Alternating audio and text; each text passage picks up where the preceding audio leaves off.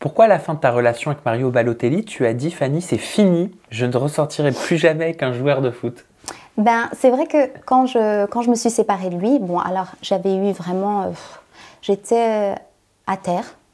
Et du coup, je me suis dit, mais plus jamais, quoi, un footballeur. Plus jamais, je ne veux plus en entendre parler. Et faut jamais dire jamais. Parce que l'homme avec qui je partage ma vie aujourd'hui, son métier, c'est aussi dans le football. Et il s'appelle Mario. Et il s'appelle Mario aussi. Et d'ailleurs, l'anecdote qui est super marrante, c'est que quand mon cousin nous a présentés, donc il m'a dit, écoute, j'ai un ami et tout qui te kiffe, quoi, il veut te rencontrer, tout ça. Je lui dis, ok, ça va. Et il me dit, ouais, mais je dois te dire un truc avant. Je lui dis, quoi? Il me dit, c'est un footballeur. Je lui dis, ah non, c'est une blague. Il me dit, si, et il s'appelle Mario. Je lui dis, ah non, là, c'est une blague. Là, par contre, c'est vraiment une blague. Il me dit, non, non, non, non, non. Il m'a dit, mais vraiment? Il m'a dit, c'est un gars génial. Tu verras. Il m'a dit, fais-moi confiance, je vais quand même pas te présenter un petit con, je suis ton cousin, tu vois. Donc, c'est ce qui a fait que... Bon, on a rigolé au départ, on en a rigolé, mais c'est vrai que quand les gens l'ont su, ils se sont dit, mais elle fait exprès ou quoi? Genre, tu vois? Et au fait, non, pas du tout. Comme quoi... Et pourquoi lui? Pourquoi est-ce que c'est lui qui est devenu le père de votre enfant? C'est lui parce que, en fait, dans certains aspects, il me rappelait beaucoup mon père. Et en fait, j'ai senti directement quand on s'est rencontrés que, en fait, il était simple comme moi, tu vois. Mis à part, voilà, l'image qu'il pouvait véhiculer, voilà, la place qu'il avait dans la société. En fait, il était simple. C'est un mec tranquille, quoi. Et je peux faire ma vie qu'avec un mec comme ça. Ça veut dire que à l'époque, Balotelli, en fait, c'est une star. Et lui, dans sa tête, c'est une star. Tu vois, tu peux pas le mettre là. Lui, il veut pas ça. Pour lui, c'est une star. Tandis que l'homme avec qui je suis aujourd'hui, c'est un mec normal. Il est normal, malgré qu'il soit footballeur, qu'il ait un très très bon salaire. Nous, on va manger chez McDo, on est tranquille, on sort en pyjama. J'ai pas 46 paparazzi qui me courent après. Non, on est des gens normaux. Et c'est ça qui fait la beauté de... Il est très connu. Il est très connu. Mais alors, qu'est-ce qui fait que c'est une star, mais qu'il est en même temps normal? Il est humble. Il est très humble.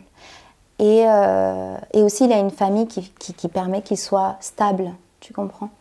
Et ça, c'est des choses pour moi primordiales chez un homme. D'avoir une stabilité, d'avoir la tête sur les épaules et surtout humble. Dans toutes les circonstances, pour moi, il faut rester humble. Comment on reste humble quand on est à ce degré de célébrité? Écoute, faudra lui demander à lui. Je ne sais pas comment l'expliquer, mais lui, il a cette chose et c'est ce qui lui donne beaucoup de charme. C'est ce qui te plaît? Ouais, c'est ce qui me plaît. Il avait un enfant? Oui. Vous avez eu un enfant aussi, un garçon, ensemble. Oui. Ça ressemble à quoi, votre vie de famille recomposée? Notre vie de famille recomposée, c'est...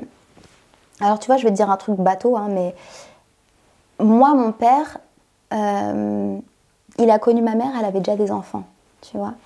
Et ils m'ont eu donc après. Je suis, entre guillemets, enfant unique.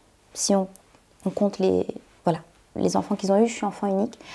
Mais mon père, il a pris cette femme et tous ses enfants avec.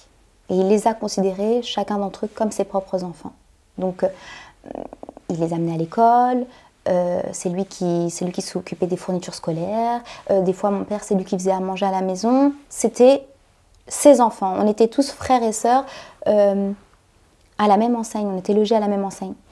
Et je me rappelle un jour, quand j'étais plus jeune, souvent on te pose beaucoup de questions, tu sais, quand t'es à l'école.